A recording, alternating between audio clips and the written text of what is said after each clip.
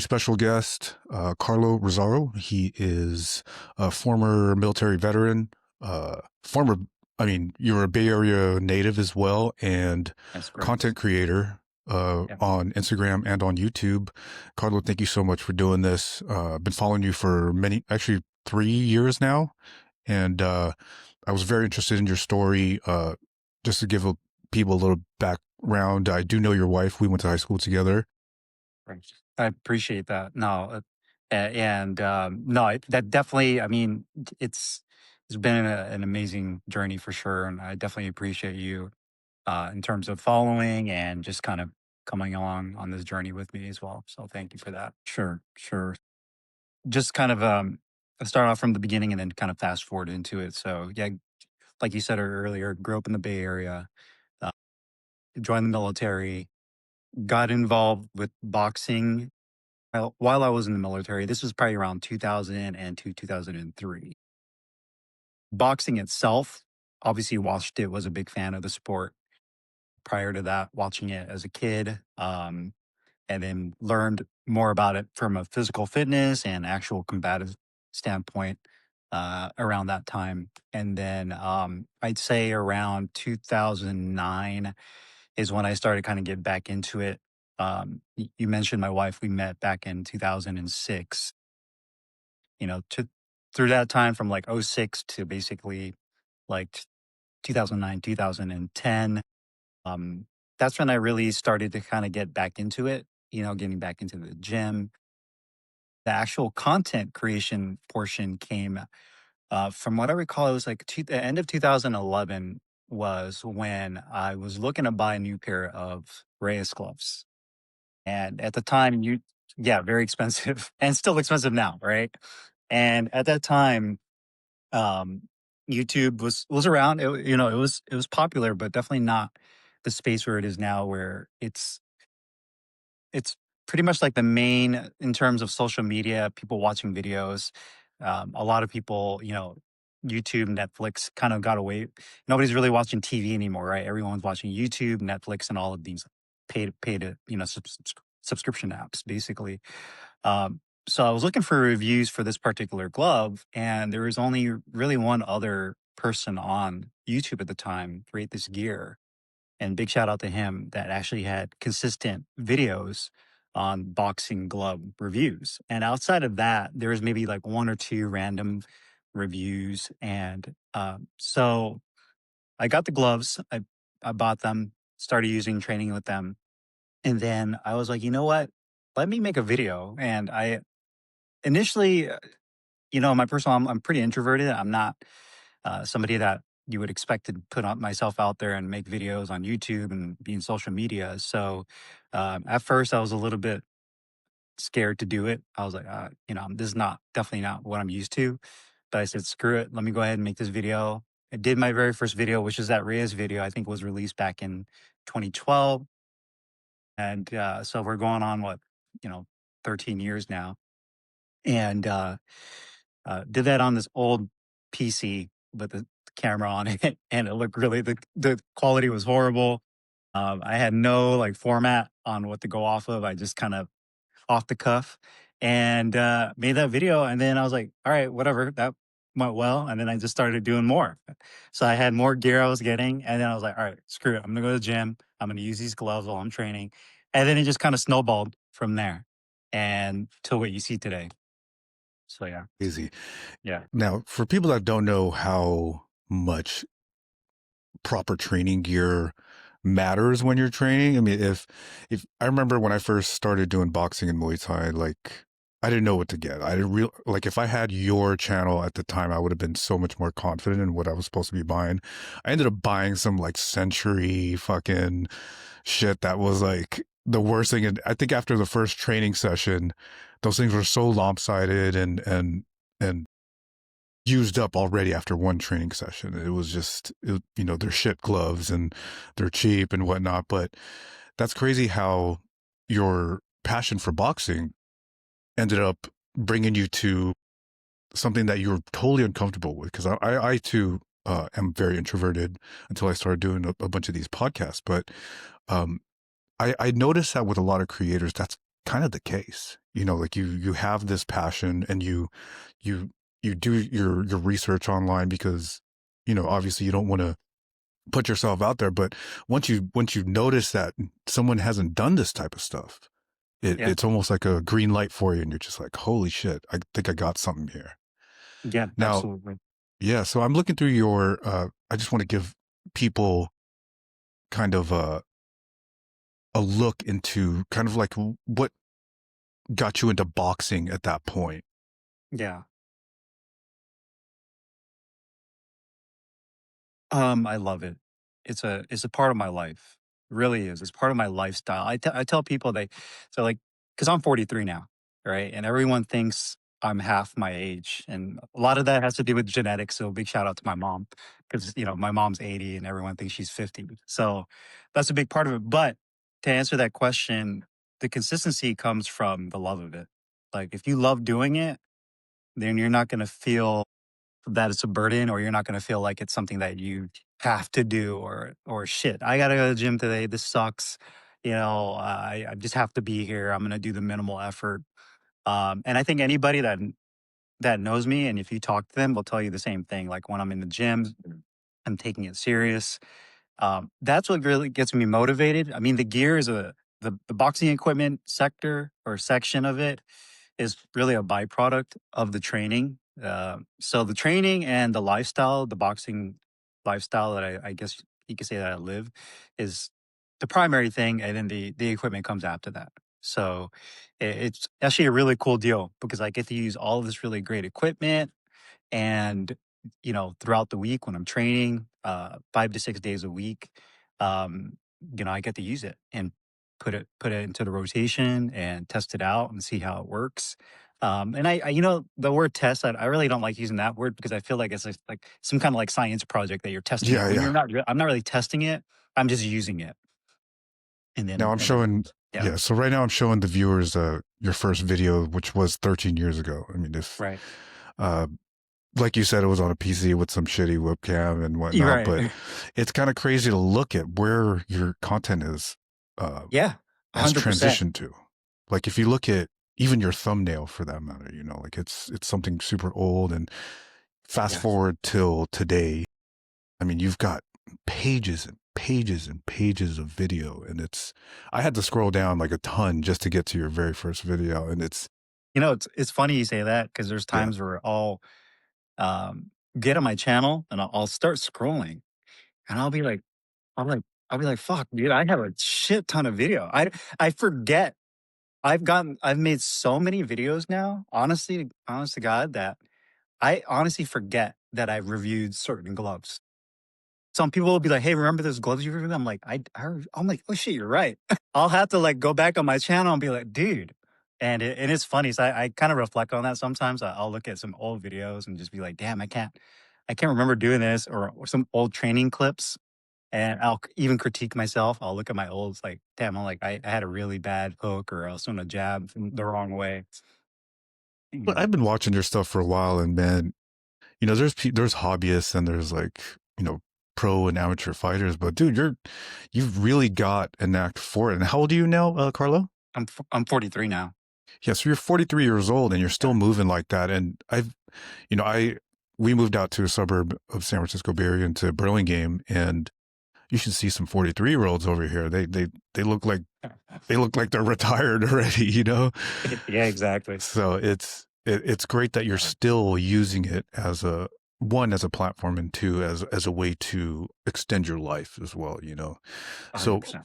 one thing I wanted to ask you also was, were there any, like in the beginning especially, were there any big obstacles when you started, whether it was like time, confidence, gear, audience, like Mm, self-doubt, imposter syndrome, like what yeah. were those obstacles, and what Probably the number one obstacle was my confidence in being in front of the camera. The imposter syndrome, you just mentioned that very, very much so. Like feeling like I shouldn't be doing this. Like, who am I to be making videos? This is dumb. I probably look like a fool in front of possibly millions of people. I don't know who's watching. So that was the biggest obstacle.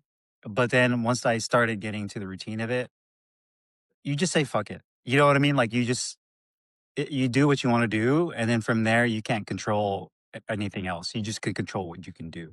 And whether or not people agree, disagree, like it, dislike it, that's up to them. You can't control that.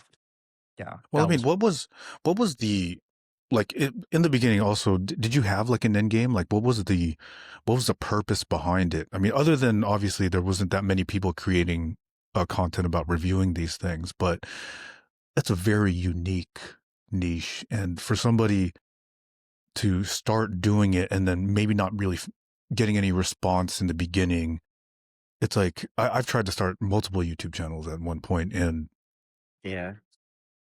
Yeah.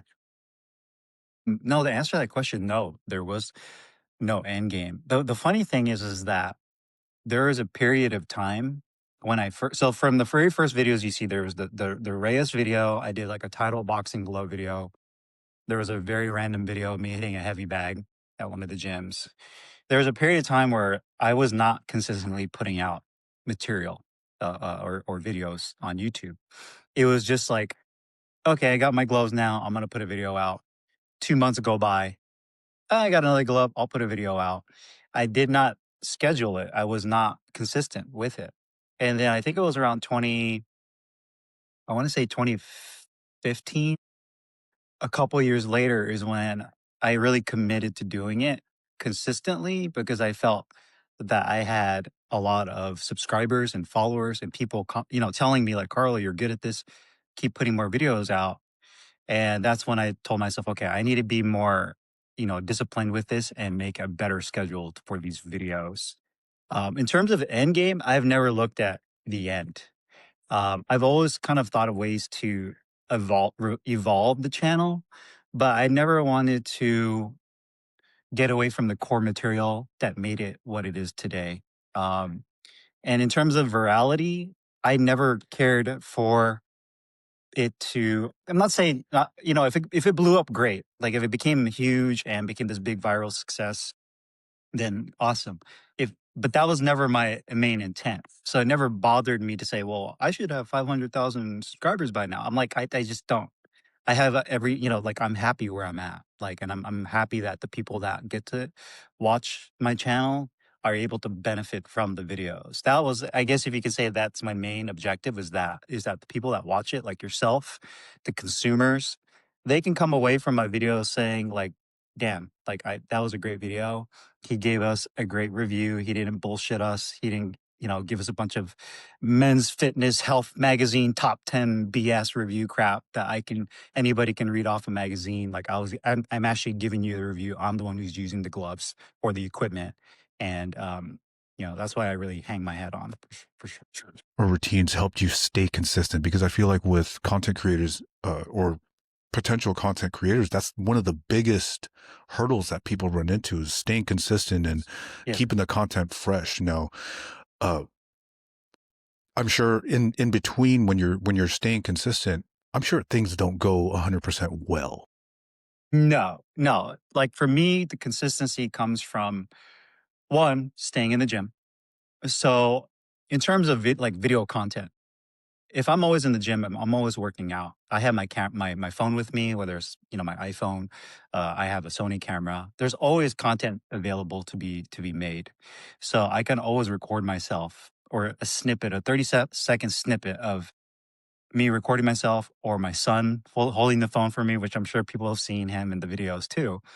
Um, and then even the video reviews. There's so much gear out there that I've reviewed and I still have to review, that's what kind of keeps me motivated, knowing that there's something else on the horizon.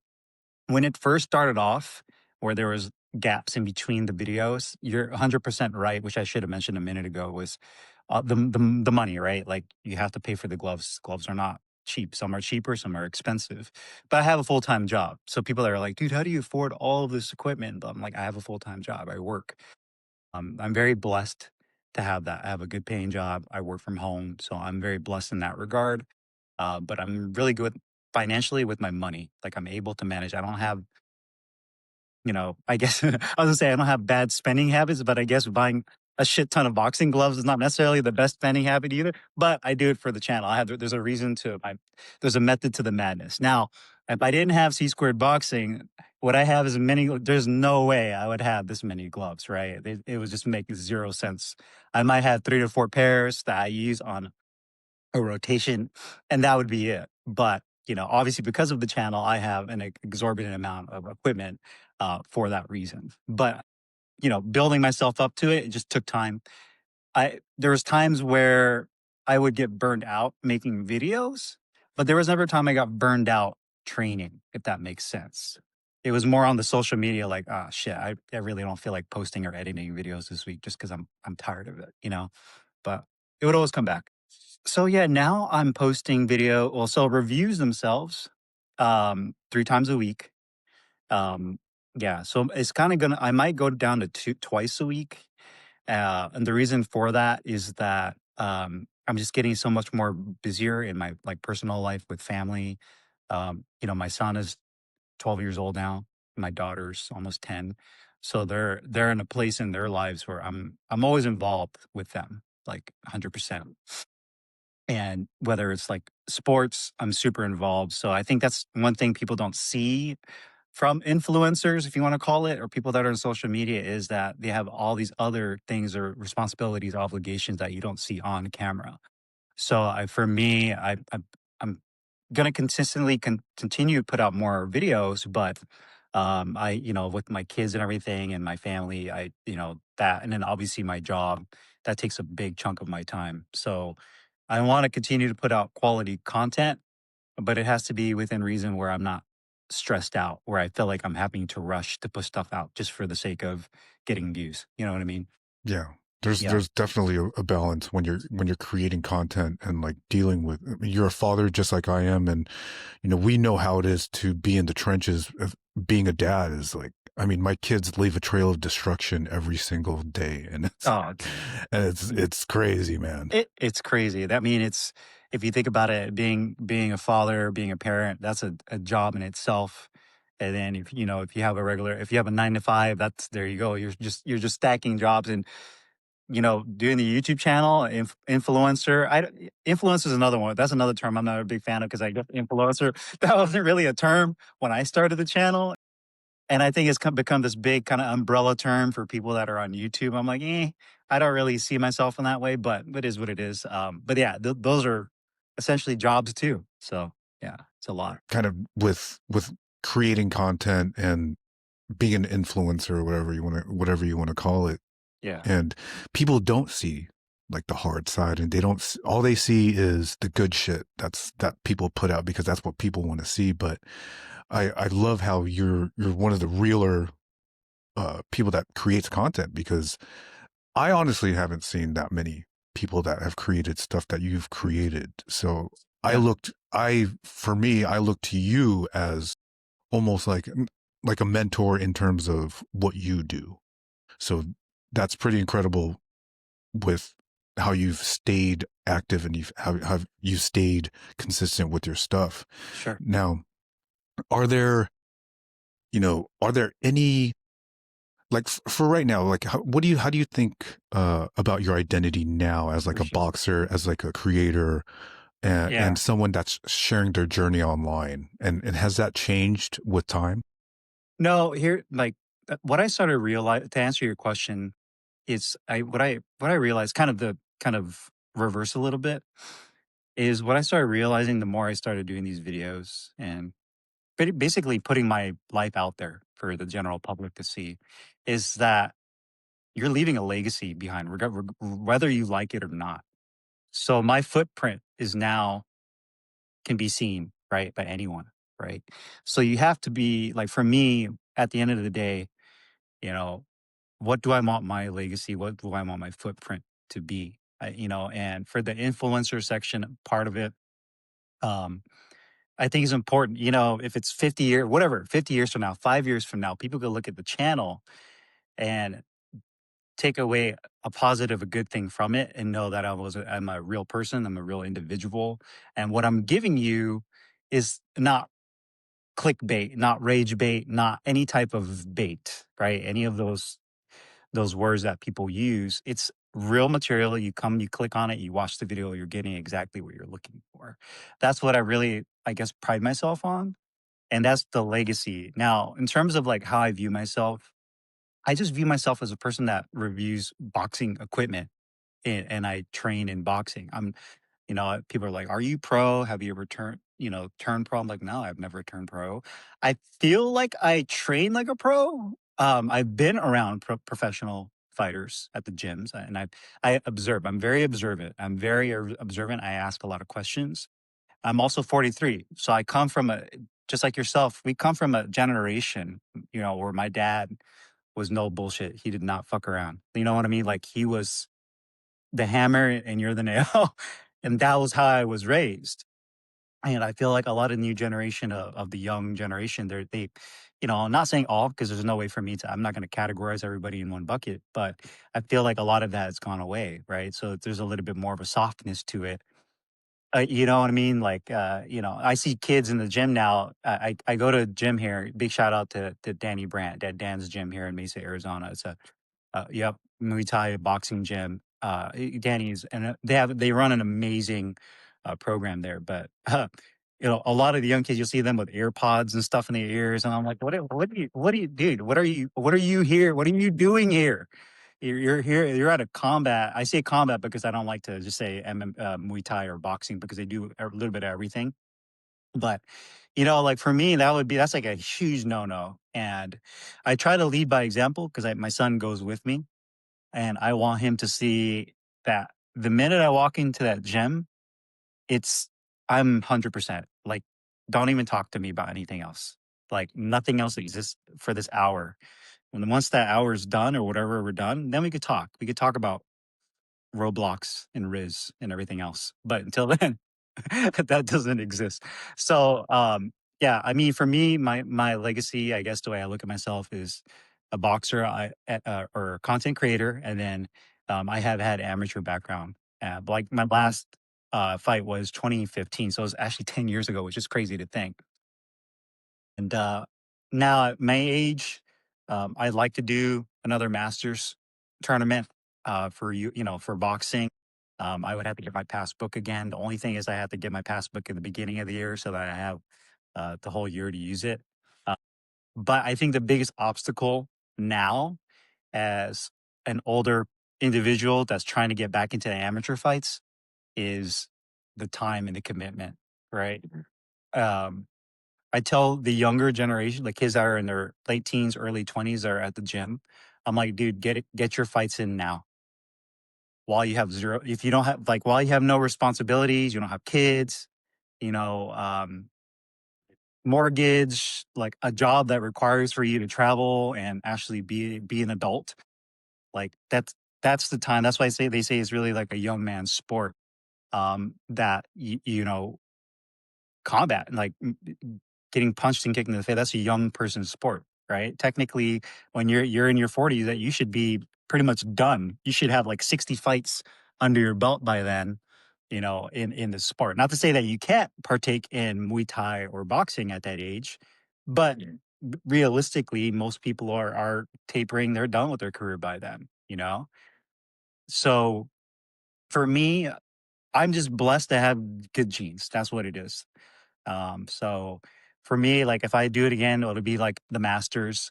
The only issue with the Masters is that, and anybody will tell you this that has done any Masters tournaments or fights, is that the health checkup for it is way more stringent than the standard. Yeah, for like your breathing, your heart checkup, all that stuff. So, yeah.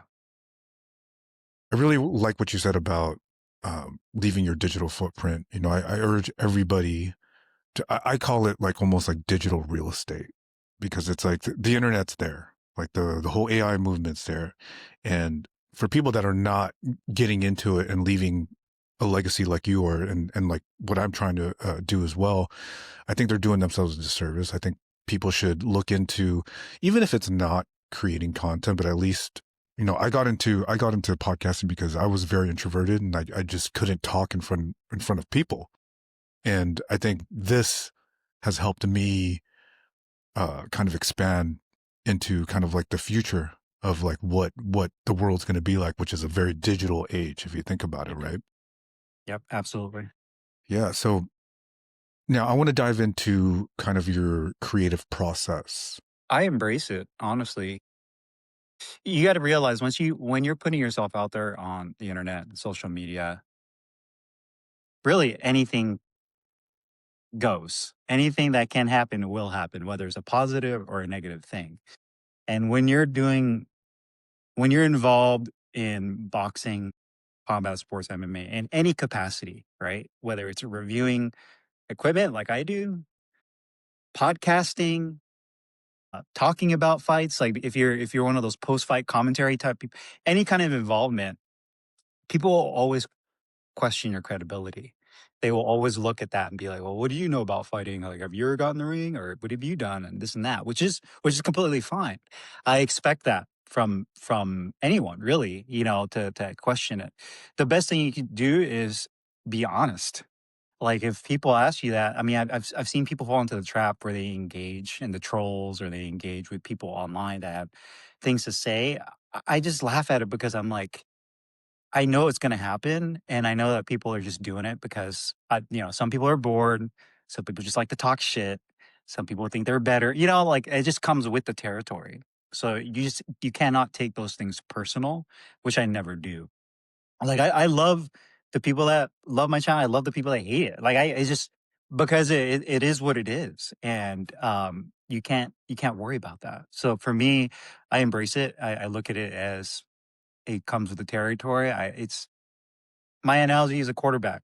You're gonna throw touchdowns. You're gonna throw interceptions. That's yeah, exactly right, right. Well, the funny thing is, like I've met. It's funny. Years ago, I've had multiple like run-ins with people that have I hate saying fans because again, I don't look at myself as a celebrity. And then people say or followers or I Yeah, just yeah, I don't know. It makes me cringe when I say, "Oh yeah, yeah. one of my followers saw me at the supermarket."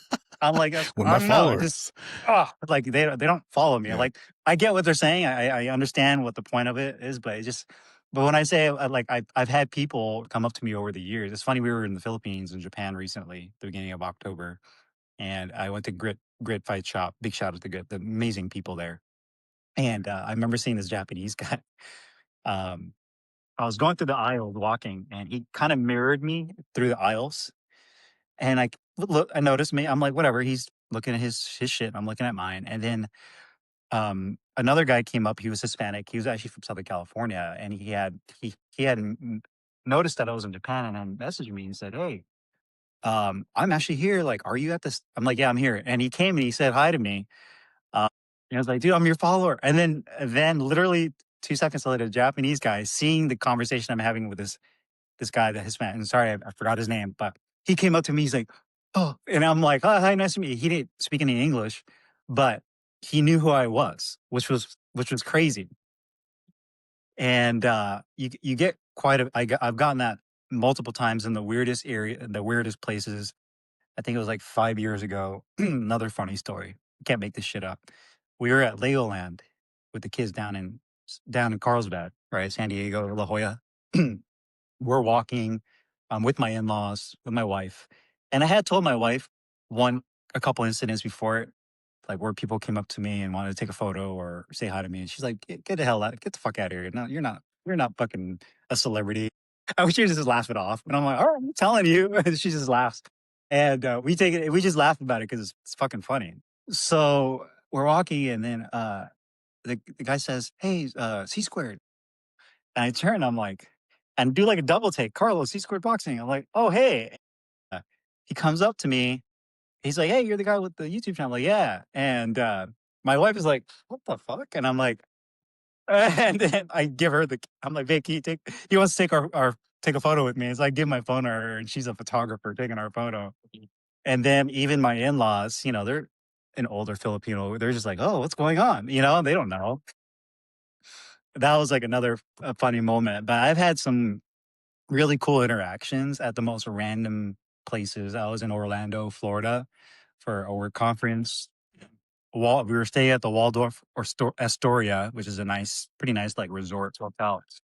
The the doorman, big dude, the doorman who opens the doors and greets her, opens his doors, and we're walking out. I'm with coworkers, And we're walking in, and he's like, puts his hand out and he puts on my shoulder. He's like, "Hey, I love your reviews." And I'm like, "What?" I'm like, and like, again, every time this happens, I'm like taken aback by it because I'm not expecting any of that to happen. And so yeah, but I hope so, and that's another thing. Like I feel like my videos, kind of getting back to your original question, is when you watch my videos, that's exactly who I am. Like I'm not putting on any crazy persona. I'm not being extra. I'm not being super corny or anything like that. I'm like just I talk exactly in my videos for the most part, like how I talk to you in person, like how I am right now with you. So I feel like maybe people see that and they feel that that's who Carlo is. I'm genuine. I'm not no BS. So right, right, yeah, During those interactions with those people, like, do your kids see this stuff happen as well, and how do they yeah. react about? Yeah, it's funny. They do, but my daughter is the funniest one. She's 9. She's gonna be 10. And for whatever reason, because she's always holding my hand, usually every for the times that it has happened, and she's there with me, she'll just be super nonchalant, like almost like she's so used to seeing it happen. And then next thing you know, we'll catch up to like my wife or my son, and she'd be like, "Yeah, Daddy was with one of his subscribers." and then and then I was like, "What? What are you talking about?" I'm like, "Yeah, it was some guy who noticed to me. We were in the Philippines, happened at the mall, SM." And she's like, "Yeah, Danny was with one of his subscribers, and they were chit chatting." And I was just yeah. But my son sees it, and he gets a kick out of it. They both want to have their own YouTube channels, and I tell them, no, let's wait a little bit longer. I feel like for them, not to get too far off the road, but I feel like for them, social media is a great tool if you know how to use it properly, but it can also be detrimental, especially for the younger generation. These kids that are much younger, you gotta definitely temper it for sure. Yeah, I got stationed out here. I was Grew up in the Bay Area, grew up in Vallejo. I graduated from Hogan High School. Big shout out to Hogan. And at that time when I graduated, I was 17 and didn't have the best grades, didn't really know what I wanted to do with my life. What I did know at the time was that I didn't want to live at home anymore. I wanted to move out and I wanted to make money. So those were the two driving factors was I need to get out of the house and I want to make money.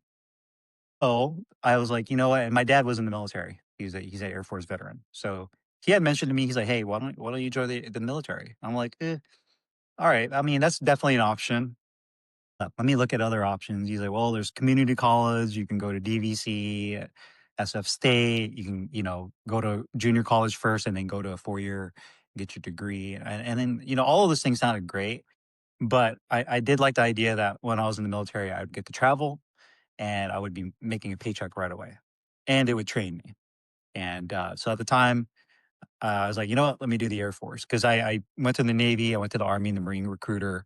Obviously, they all have their pitch on who's better. And then my dad told, but I think aside from my dad being an Air Force veteran, the way he was like, listen, when you deploy, do you want to be sleeping in a dirty old mat on the ground eating shit, or do you want to sleep in the hotel and eat steak and see? I'm like, hotel. He's like, good answer. Join the Air Force. I'm like, okay. So that's what made me join. Ultimately, is because I wanted to move out and get my career started. So I joined. I ended up in Arizona because I got stationed here at Luke Air Force Base in Glendale, and I originally had my intention was to move back to the Bay Area. Um, and but I met my wife here. So by coincidence, we're both from the Bay, but we met in Arizona, and she's out here getting her master's. So she's I super had no smart. idea. I had Yeah, no idea. Like, I know that she ended up getting. I know she went to school out there, and I had no idea that you guys met there. I thought actually you guys met over here. Now, the reason why yeah, I bring up the move to Arizona is because, and you were mentioning your kids, and you were mentioning about social media and whatnot, and um, my kids are here.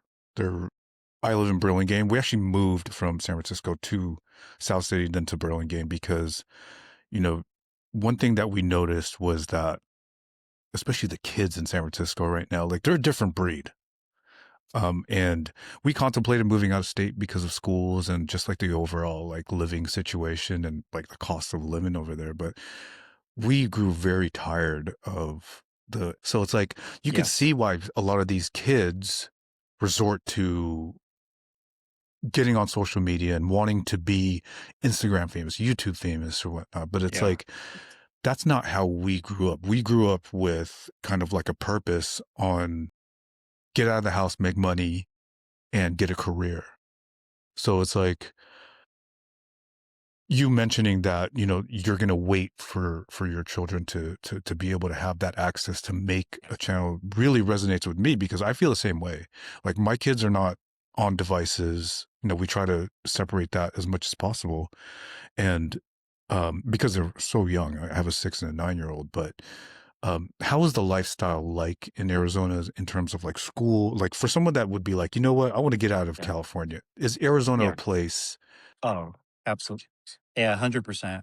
Um, it's funny you mentioned that. So, we go back to the Bay every year, once or twice a year to visit. Yeah, yeah. So we go visit, and obviously, I have not lived there for 25 years now, but we're still deeply entrenched. All of our family's still there. All my cousins live in Vallejo, the East Bay. Candace is they're her family, they're all over. So, we're very aware. My cousins, we communicate a lot. But back in '05 when I first got stationed here, I hated it at first because it was so fucking hot. I was like, God damn, who's gonna live here? It's fucking 120 degrees for like 3 months. Flat too, right? It's pretty And it's flat over hot. there. Yeah, it's flat. Yeah. And then I just started I just got used to the heat. Like my body almost like adapted to the heat. Now I love it. I love the heat because I feel like I get a better workout when I do train outside. But we have a pool. There's ways around it. But, during that time, back in 05, '06, you can get yourself a beautiful home for $240,000. A beautiful home in a great neighborhood in Chandler or Gilbert, East Valley, right? And then, we got married in 2010. We bought our second home. I think it was like, again, 260 grand. Keep in mind during this time, we're telling our cousins and our family back in the Bay, move out here. Fucking move here. You guys like we're telling you right now, move here. Ah, it's too hot. Screw that. It's hot. We can't deal with it. I want to be near the water. I'm like, whatever, that's fine. Your choice. 2014, we bought our third home. So we moved into the house that we're currently in now. And I think we paid, I think like 350. The house was on the market for over a year, beautiful home. And, obviously it's more than doubled in price now than when we bought it in Gilbert. But the biggest difference here, I feel, and I think a lot of people kind of come into Arizona thinking that because initially it was like a red state. And I don't do politics. I'm not big into politics at all. But they look at it and like, oh well, it's really conservative. There's probably a lot of like people there that are racist that don't like minorities, and I'm like, that's not true. I feel like if you haven't lived there and you haven't experienced it, then you're not going to know. And that's an easy thing to say if you grew up in the Bay, right? I'm from Vallejo. I think Vallejo is probably one of the most diverse cities in the world. It's probably like a quarter Asian, Pacific Islander, Hispanic, white, and black, right? I mean, you're talking a mixture of everything. And I feel like where we live now in Gilbert, it's clean. You can see your taxpayer dollars are being used the right way. I think the big difference for the kids is that you have way more access to after school athletics and support programs by far than you do when at least Fry, what I did back home in Vallejo. Like Vallejo, after you got out of school, you just were fucking around with your friends in some alley. You know what I mean? Or smoking and drinking, or just do like going to someone's house and just chilling, and just hanging out and just not doing anything purposeful. You know, here there's literally like, my son plays flag football. He's in basketball. He goes to the boxing gym with me. They have track meets. There's so much to do, and everybody, you kind of become who you're with, right? Like they always say that if you surround yourself with bad apples, you're probably gonna become a bad apple. If you surround yourself with good people, you'll probably be very involved that way as well. Probably be a good person as well. And I feel like you definitely feel that when you're living here. Now, nothing's guaranteed. I mean, anywhere you go, you're gonna find shitty pockets regardless. But as a whole, yeah, I mean, her cousins moved here just a couple years ago, and I think they're enjoying it. We have people that we know from California that moved. Yeah, there's things that we do miss, of course. Yes, the Bay Area is more diverse. There's a lot of food that I miss having. But outside of that, I mean, the taxes, the gas prices, the cost of living is so much higher. Um, there's obviously a homeless issue. There's some crime problems there. So for me, it's like those are things that are the local government, the people that we're paying our taxpayer dollars that are going to, the public servants, right? The mayor, the governor, uh, the people of that are in charge of managing this. That's we're paying them. They work for us, not the other way around. Should be putting the people that are making it safe for the families to live there, and having inviting businesses in that create jobs and also make it to where the area that you're living is more hospitable, right? Yeah, man, Yeah. that's such an eye opener. Like we almost moved a couple times. I remember I visited my sister out in Austin. We almost made that jump as well, and I think people are just afraid of, especially people from the Bay. They're just afraid of that change. And the fact that there's not huge buildings or there's not a burrito around the corner or Yeah. that type of stuff is what Yeah. scares a lot of people. Well, the people in the Bay, man, we're very prideful, right? We don't want change. We were happy with the way the Bay is. This is what the way the Bay. This is how we get down. Like this is the Bay. This is the city. Like if you're in the city or if you're in the town, if you're in Oakland, like we're so used to doing things a certain way that if you come in here and you try to disrupt it, even if it's a good thing that makes your area that you live safer and better, they still won't go with that because it goes against like their core principles of how it is in Oakland. You know what I mean? It almost normalizes it. Like if you're in Oakland, obviously there's a lot of crime, there's a lot of things that are happening in Oakland. A lot of mismanagement of the city. Obviously, Sheng Tao was the mayor, and we knew how that went, right? But it's almost like they normalize it to the point where people are just so used to it that you know what I mean. Like it's like you're living amongst rodents and snakes so long that that's okay now. Where it's like everyone else views you like, no, that ain't okay, man. You guys are all the way down here. You guys should be up here. But you guys have been fed this bullshit for such a long time that that's all you know. You know what I mean? So yeah, it's sad, man, because to me, to them, the street credibility is more important. And the likes on the gram and the social media. To them that's more important than anything else, right? So it's unfortunate for sure. Yep. that's Yeah. That. that's Yeah. that's the only way I could look at it. Now we went off on a Arizona tangent there, but Sure. um, let's get back into your content creation. And I think what a lot of people would like to know is, and you don't have to mention any specifics, obviously, but are you monetizing at this point in your creative career? Yeah. So my YouTube channel is monetized. So And based how long on, did it take for you to get to that point? I think back in the day it was like 1,000. You had to have 1,000 subscribers. I think it was 1,000. So once that happened, it gives you the option, like YouTube is Google, so Google gives you this option for AdSense. So the monetization works where it's based on ads. So how many people watch your videos, the duration, the interaction with your video, that all gives you a certain amount of money they pay you into to each video. Obviously, if you have a viral video, you get paid more. For the actual like boxing equipment itself, no, I don't get paid. So that's a fun one. That's a funny one because I feel that that's a conflict of interest, right? So if say for example, Rhea sends me a pair of gloves and they're like, "Hey Carlo, here's the gloves. By the way, here's $200 to review it." Now you're at a crossroads because you're like, "Well, shit. They're giving me money. Now I feel like I'm being basically swayed to say something good about their product." So I've never taken payment for an actual review.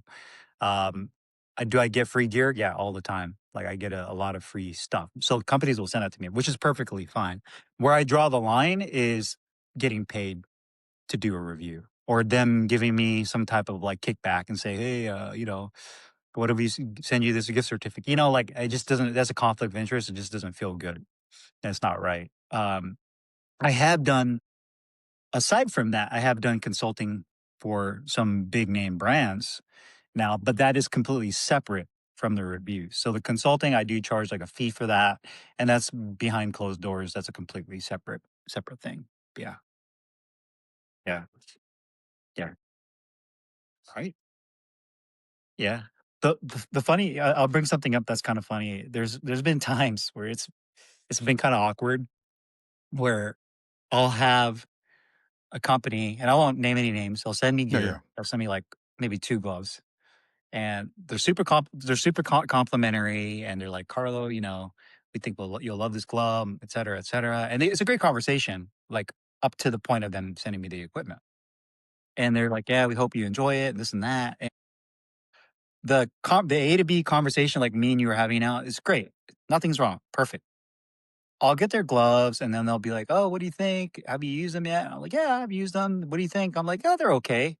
Like, and they're like, well, what do you think we can improve? I'm like, well, let me use it more. And then when I do the review, I'll put it in there, and then I'll do a review, and it might not go like very well. Like, and I'm not the kind of person that's like just completely just trash you as a company, but I'm honest, right? So, but I'll be like, yeah, the inside are uncomfortable. My thumb's fucking numb.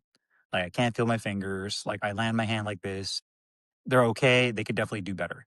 And then the company won't say anything to me again, or they'll like block me on social media, or yeah. So I'll have I have that, and then on the flip side, I have companies that are afraid to send me gear because they know I'll say like an honest take. So they'll be, you know what I mean? Like they'll be literally fuck. If I send these gloves to Carlo, this motherfucker is probably gonna like tear this shit apart.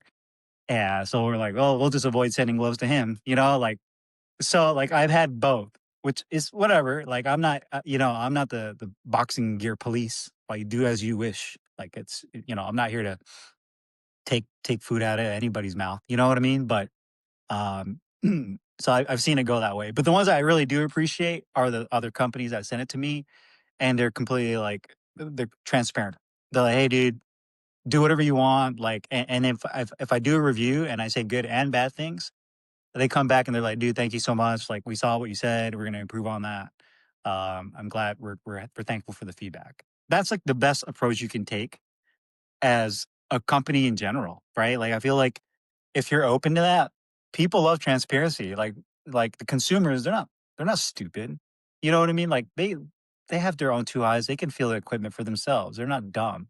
So the minute you start bullshitting them and they feel like you're insulting their intelligence essentially, right? When you turn a blind eye to it or try to you know BS your way into it or out of the situation. So for me, I just tell them like, hey, this is how it is, and the companies that are good about it, they give good feedback and they appreciate that. So that's the ones I really like dealing with. For me, like when I look at your content and when I start to see like new reviews or whatnot, um, the crazy thing is I have this like Yeah. misconception of like what your weapon room like I just have this thing where it's like I bet you Carlo has this fucking sealed door Massive. with just like weapons. Like remember when the Terminator went down into that little bunker and found a bunch of like weapons and stuff like that? I feel like you have like this bunker full of like boxing gloves and like boxing bags. Like and you're just like, which one am I gonna use today? And you're just Press debating the on it. button. Yeah, dude. I And yeah. yeah, so I mean, we're looking at your Instagram right now and it's just cube after cube after cube after cube of just massive gloves and like you Yeah. training and stuff like that. What's the combat sports scene like in your area now? Arizona's great. I think Arizona it definitely has a really great combat sports scene. Obviously from the boxing side, I think the biggest names that ever came out of Arizona. is, Michael Carbajal, champ. Yep. Obviously the Benavides family. I know Jose Senior, and uh, funny story, cool story about them. So back in 2012, probably around the same time I was making my channel, I actually met them at this gym in Tempe. It was called Iron Gloves Boxing, and they were there for a period of time training, and they had their team there with them. David uh, wasn't a pro yet. He was really young. He wasn't that big, bigger chunky kid you saw in some of the videos with him at the Wild Card Gym. He was a little bit bigger. But I had a pair. I actually did a pair of a review on black winning gloves. So if you go to the beginning, one of my very first videos was a pair of 14-ounce black winning gloves. My wife bought those for me for my birthday. I was actually using those in the gym, and David comes up to me and he said, "Hey man, I like your gloves. Where did you get these from?" And I said, "Oh, I got them from Winning USA, Kazumichi, the old Japanese guy that runs the Winning USA store down in SoCal." And he's like, "Oh, those are dope." And we just chit chatted literally for like 5 seconds. And then one of their coaches and fighters, Eric Delgado, who's a good friend of mine, Eric. Um, I would do mitts with him and I would train with him. That was my first time getting a really good look at how pros train, like from an outsider view. Like I thought I was good, and then I started seeing them train, and I'm like, holy shit! Like just the sheer amount of training and how many jab. I mean, like Senior would have these guys throw jabs for like 6 rounds, just jabs. You know what I mean? For 3 minute rounds. You until like you literally your rotator cuff would like fall off. Mm. So I would see that. So that was really the big one was I got to see those guys train, and then I followed them to a gym called Power MMA, which is here in Gilbert. That was an MMA gym, but they had boxing there too. Ryan Bader, CB Dollaway, and a bunch. Yep, yep. So they trained there. So that gym was open for several years. They closed in 2017, unfortunately, but I followed them there, which actually was closer to where I lived. So then I would train there and I would watch David. And there's actually a couple of videos on YouTube where David was sparring there and just basically annihilating everybody in the ring. And um, so there was that. So as far as back to your original question, like, yeah, we have a really good scene. We have Iron Boy Promotions. They have a lot of the local fights. Muay Thai is a pretty good scene out here too. We have Dan's Gym, Saitan's Gym, which is in Chandler. They have the MMA lab. I believe Benson Henderson trains out of there. Sugar Shane O'Malley is out of the lab. You also have Henry Cejudo's gym up in Scottsdale, Fight Ready. So I mean, it's a pretty big community. I feel like the MMA scene's a little bit bigger than the boxing scene because in boxing we don't really have a big name in Arizona right now. We have a lot of good fighters, but we don't have like a foundational like staple in the Arizona boxing community like we did with David. David obviously whenever he's doing his thing, he just had his fight um the other weekend. Yep. Yeah, I think actually it was it just past weekend or the weekend. Yeah, and just he just had his fight with Yard, and he'll shout out or he'll say, shout out to Phoenix stuff. But yeah, we just need a big name out of the Phoenix area for sure for boxing. Yeah. Now, getting back to looking ahead. Yes. Uh, so you have a full time job. You're still Yes. creating. Yes. Uh, beyond social media or like content, what impact do you want your work to have on? Yeah, definitely. For me, I want this to evolve. Um, One for the videos to continue to bring more attention to the gear market. I feel, and not to really pat myself on the back. And there's other great content creators for video reviews. There's like Fit to Box, the Combat Corp. There's several guys out there that are doing it as well. And I want basically this to be an even larger market for people to be aware and ultimately bring more people into this sport of boxing, whether it's for competitive reasons, for fitness, just to get in shape. And the reason I say that is that, here in the US, I don't know what the current percentage of obesity is, but I know it's pretty high. I know that we're probably some of the most unfit, generally speaking, people in the world, right? Because there's alcohol and there's McDonald's and Burger King and other junk food at every corner, right? And then how do we cure that? Oh, we just tell people to go on pills, and you know what I mean? Like it's this vicious cycle. So I think ultimately, how I think we can help is that we bring more awareness. I think gear, the boxing equipment now, from when I started, is almost becoming very similar to like like shoes. You know, like basketball shoes where you have like these signature shoes and everyone collects them.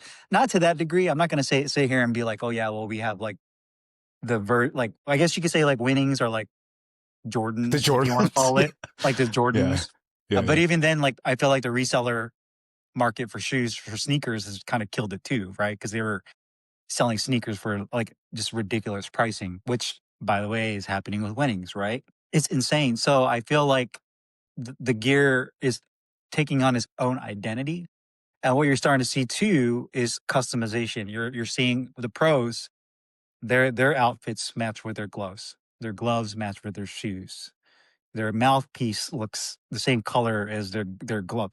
So you're seeing Rival, Phenom, you know, Reyes, all these brands that customize it. And I feel like our channels have a lot to do with that. I feel like because we're essentially putting a lot of these products out there. People are watching my videos before they buy gloves because they want to know what they're getting before they get it.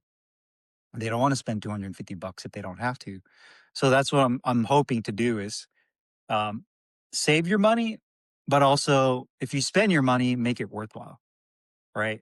And I feel like that's ultimately what I want from this channel is steer people the right direction the best I can. Is it 100% foolproof? No, there's always going to be a little bit of room for error, or it might not go the way somebody expected it to. But I feel like the videos are there to try to kind of remove that. As far as a brand goes, I do have some things in the line with clothing. There's a couple of trademark things that I'm working on right now as well. But I'm very methodical. I don't like to rush. Uh, you know, even with the channel, you know, the channel has what 72,000, 73,000 subs. It's not a super huge channel, but I don't. It is. It's never meant to be that. You know, like this niche is what it is. And I feel like that's the identity of C squared boxing, that people come, you know, when they want to eat, the food is available for them, you know? Does that mean we're gonna have a brand of gloves that are gonna be coming out from you? Not Yeah, necessarily branded as C squared, but who knows what yeah. it's gonna be called? So yeah, that's probably numero uno. That's like, Carlo, when are you going to come out with your own brand of I gloves? see And you that's, opening. I see you opening up gloves, man. Like I see you I looking do. in internally and seeing what they're made of. That leads me to believe that there's going to be a glove coming out too. Yeah. Yeah. So there's that. I've been kind of learning how to sew and use sewing machines. My issue this is my issue is I know there's a demand for it. I don't have the correct answer right now. And the reason I say that is I can easily take the easy route and just go find a Pakistani manufacturer and be like, "Hey, I A like lot of these people ones." do. Yeah, Yeah. yeah. Stick a logo. I call it, yeah, right. Private label manufacturing. Stick a label on it and say, "Here you go." I just can't do that because I've seen so much of it happen already that I'm just doing everything else the same thing everybody else is doing. So you know, there's a couple manufacturers, guys that I know, like Barrick, Richard with Barrick, uh, you know, Jason with 1v1. These are guys that I kind of look at and I see obviously they're making their product here in the USA. They are expensive, they are pricey, but they're making a glove that is a one off. It's not a generic mass produced glove with a logo on it. That's ultimately what I want to do, but getting to that point takes time to do it the right way. The other thing is like affordability, right? Like Barrick makes gloves. Prototypes. You know, Right. Exactly. just to even come up with a prototype is expensive. Right. I mean, I've even talked to Edgar, the boxing collector. You know, he has his brand of Bayonetta gloves and, you know, he has his connections in Mexico too. You know, there's been a lot of discussion there. And there, so I've looked at it. I mean, there might be a time where I just say I shelve that idea and be like, you know what? I don't think my the energy that I have for this needs to go to that. Maybe it needs to be redirected to something else more purposeful than just making another line of boxing gloves. So you never know, you know? Yeah, sure. Yeah, of course. Just do it. Yeah. Don't be afraid. Don't be, you have to, if the longer you wait, the harder it gets. The reason I say that is because the more you put more doubt into your brain and the more you just kind of, if you're sitting on the side of the fence of don't do it, you're going to continue to drift off into that. Right. So for me is if you want to do it, get yourself a good camera, find yourself a safe space to where you feel like you're comfortable making videos and you could be yourself and just make the content and go from there. But don't expect overnight returns. It takes a very long time, like anything else, you know. And that's why you see people make crazy ass videos or videos that one they don't know how to, yeah, and but people make these videos because they're trying to go viral. So they'll they'll push any moral obligation they feel about themselves or people they're around for views. They're willing to risk themselves for that because they're like, I just need this one video to get people to watch me.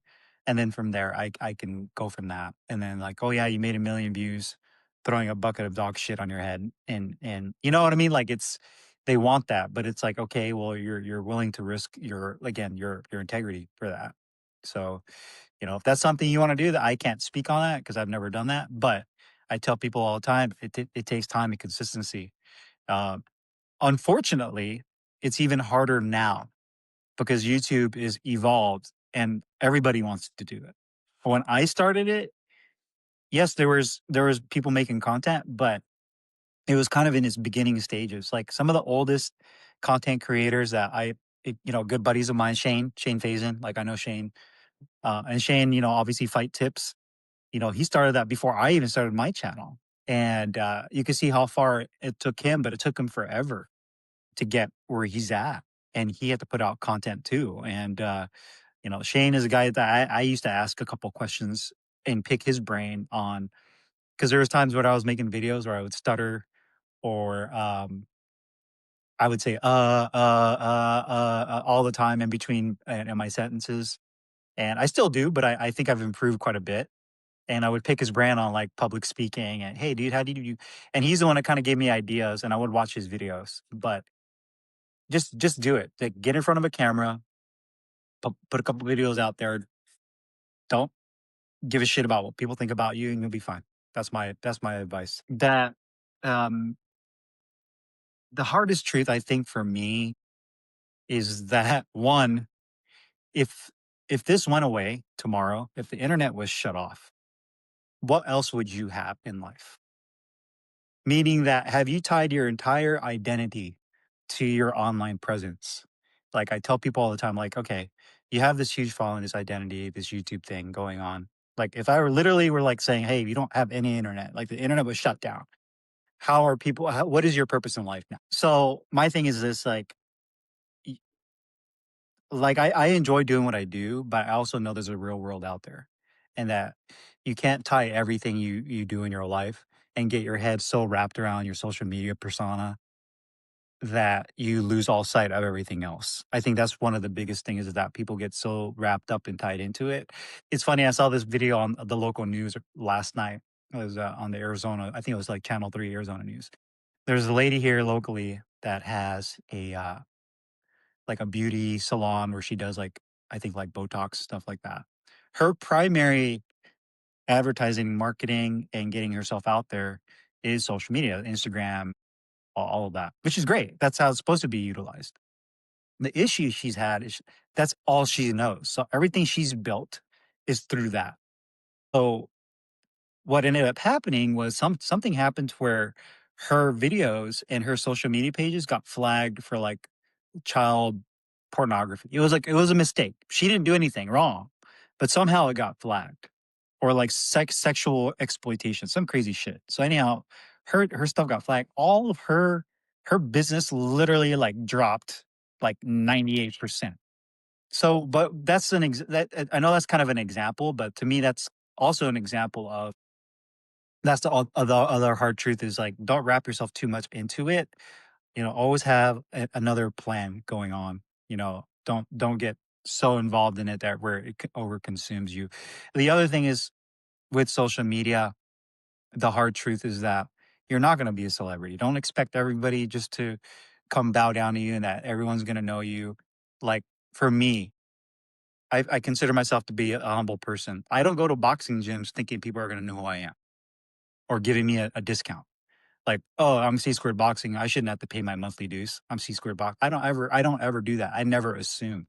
But I think some people get in their own head and they think they're this big superstar and then they go and do shit and think people are just gonna like, no, you can't think that way. Yeah. Yeah. Well, Carlo, thank you so much for Yeah. sharing your story and being super real about, your creative journey and, the doubts, the wins, everything in between. For everyone listening, Carlo's story has inspired you. Make sure you check out CS squared, C squared boxing on YouTube and on Instagram. What's your handle, Carlo? Yeah. On Instagram it's underscore C squared boxing on Just want to Instagram. make sure they Yep. get that out there. And remember, creativity isn't about going viral. I mean, exactly what Carlos said. Like you can't put that in your head. And it's about showing up with honesty and passion, which is something that Carlo does every single time. So thank you guys for turning into the creative entrepreneurs. I'll see you on the next episode. And Carlo, thank you again for joining us, man. Stay on the line real quick while I while I close it out. But thank you again. Check him Appreciate it. out. You know, everyone can learn something from this guy. I Thank you again, appreciate it. man. Thank you. Thanks for the Yeah. time. Thanks, guys. Thank you.